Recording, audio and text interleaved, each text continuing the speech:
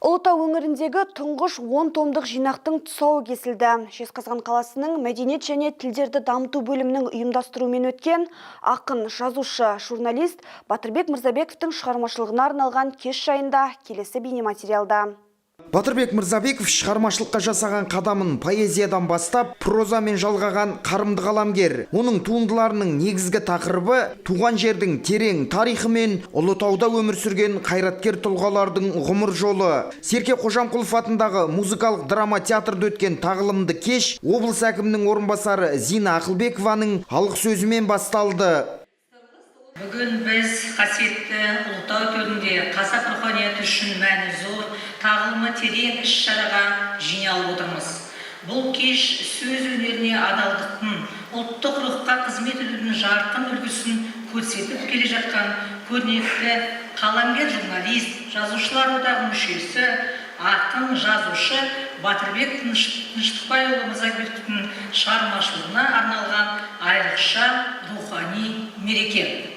Сонымен қатар кеш иесіне Жезқазған, Сәтпаев қалаларының басшылығы мен Ұлытау ауданынан келген делегация құрмет көрсетті. Әдеби шараға Қазақстан жазушылар одағының төрағасы Мереке Құлкенов Алматыдан арнайы ат басын бұрған.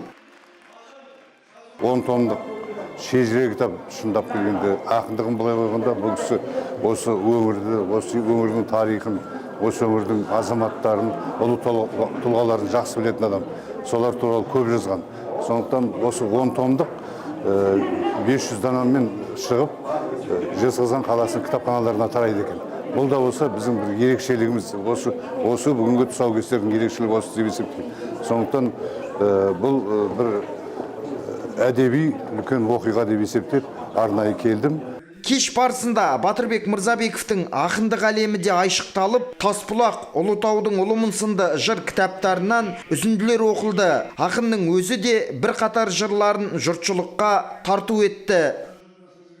Шарасына мезгілсіз күн батқандай, ажалыңды айталмас құрғақ таңдай, алталаштың ерденін жырға басқан, жоқтауында құлқыны сыр жатқандай, тіліп өткен көк жүзін қыран едің, түп тамырын көкбөрі тұран дедің, төрт саған тұтасқан түгіледі, Ұлытаудың ұйттысы ұран дерім.